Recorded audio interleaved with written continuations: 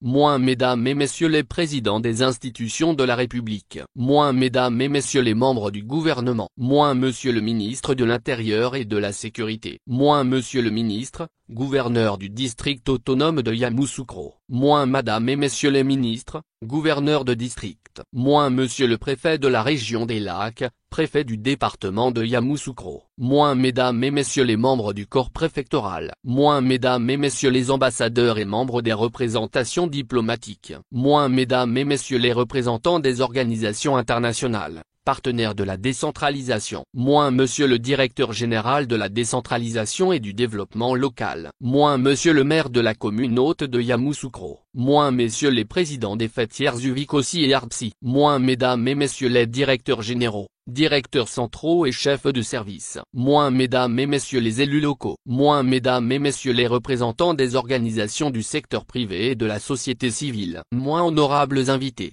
Chers amis des médias. Mesdames et messieurs, c'est un réel plaisir pour moi d'être parmi vous aujourd'hui et de prendre la parole au nom de son Excellence Monsieur Alassane Ouattara, président de la République de Côte d'Ivoire, à l'occasion de ces journées inaugurales des mandats régionaux et municipaux. À cette occasion, je tiens à exprimer mes félicitations à Monsieur le ministre de l'Intérieur et de la Sécurité pour l'organisation de ces assises, et pour la grande contribution de son département à la réussite des récentes élections régionales et municipales, qui se sont déroulées de façon inclusive et transparente, dans un climat apaisé. Je voudrais également féliciter l'ensemble des présidents de région et les maires, pour la confiance que les populations ont bien voulu leur témoigner, en les choisissant pour servir à ces importantes responsabilités publiques, au niveau local. J'associe à ces félicitations, les conseillers régionaux et municipaux, de différentes appartenances politiques, qui collaborent de façon harmonieuse à la gestion de nos régions et communes. Distingués participants, mesdames et messieurs, l'événement de ce jour marque la deuxième édition des journées inaugurales des mandats municipaux et régionaux, après celle de 1996. Ces 3 décennies qui nous séparent de cette première édition ont permis d'observer des avancées notables dans le processus de décentralisation en Côte d'Ivoire. C'est le cas notamment depuis 2011, avec la création des régions et des districts autonomes, qui ont consolidé notre architecture administrative et enrichi notre gouvernance locale. Dans ce contexte, je salue la tenue des présentes assises, qui ambitionnent non seulement de dresser un bilan du processus de décentralisation dans notre pays, mais également d'en tirer des enseignements pour améliorer la gestion décentralisée. L'objectif est d'assurer la pleine exploitation des ressources et du potentiel local afin de doter chaque région administrative des outils nécessaires à l'élaboration de ses propres stratégies de développement, et de réduire les disparités régionales.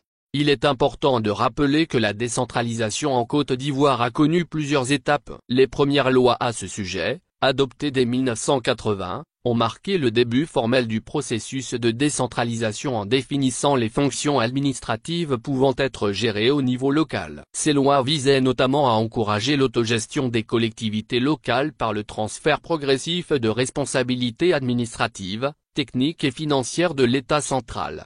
30 ans plus tard, cet engagement a été réaffirmé et véritablement renforcé par la vision déclinée par le chef de l'État, son Excellence Monsieur Alassane Ouattara, avec la mise en place des plans de développement.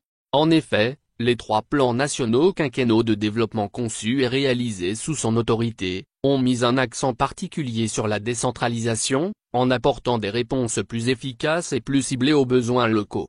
Le premier plan, lancé en 2012, a permis de restaurer la paix et la sécurité préalable à tout développement. La relance des investissements publics dans les infrastructures clés telles que les routes, les écoles et les centres de santé, a facilité un meilleur accès aux services essentiels pour les communautés rurales et éloignées.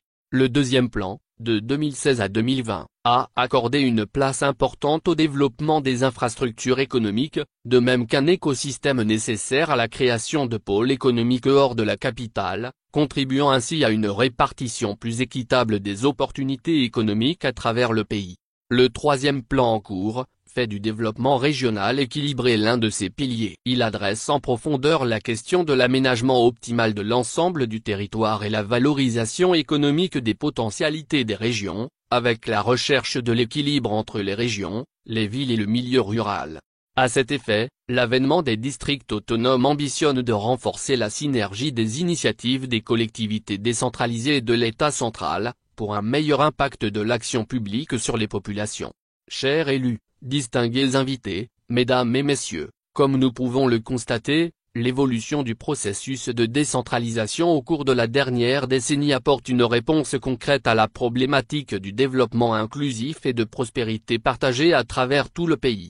Malgré ces progrès, des défis importants demeurent, notamment en ce qui concerne le financement des besoins des collectivités, la gestion appropriée des ressources au niveau décentralisé, et le renforcement des capacités de gestion des acteurs locaux. Ces défis nécessitent une réponse stratégique continue et adaptée, en vue d'assurer le succès à long terme de notre démarche de gouvernance locale.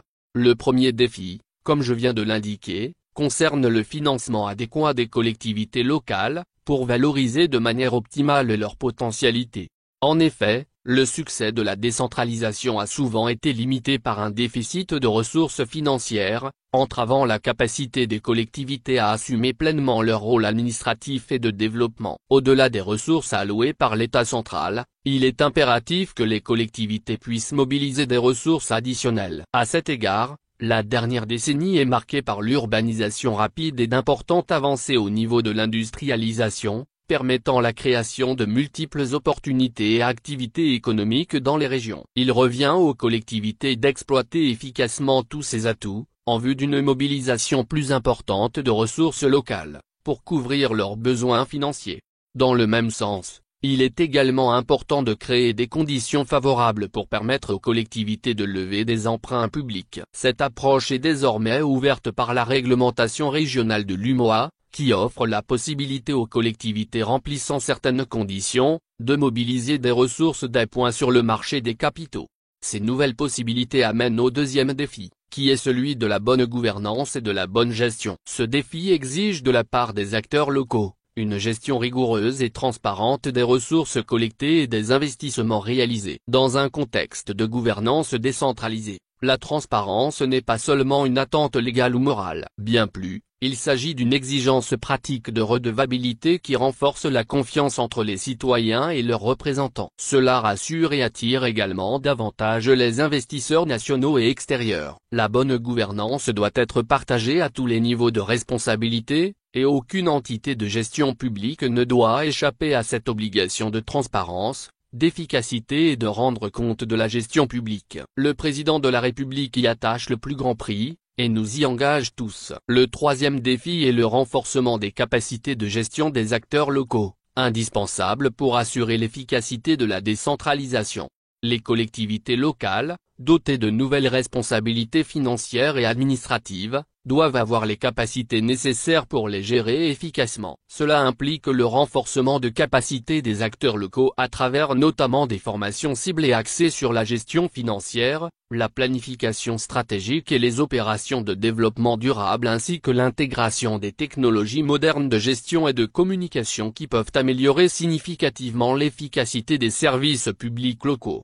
Mesdames et messieurs, la prise en compte de toutes ces exigences doit se faire dans une parfaite collaboration entre les différents niveaux de gouvernance, et une synergie d'action entre l'État central et ses démembrements. Je salue à cet effet, la mise en place du cadre permanent de concertation, sous la tutelle du ministère de l'Intérieur et de la Sécurité. Je suis confiant que ce dispositif permettra de créer les conditions d'une décentralisation plus performante, à même d'établir un écosystème où chaque localité de notre pays se développe de façon harmonieuse. Chers élus, distingués invités, mesdames et messieurs, avant de conclure, je tiens à encourager chacun d'entre vous à renforcer votre engagement continu et votre participation active au processus de décentralisation. Le chemin vers une décentralisation complète est long et parsemé de défis, mais les progrès que nous avons réalisés jusqu'à présent renforcent notre conviction que c'est la voie juste pour un développement équilibré de notre nation.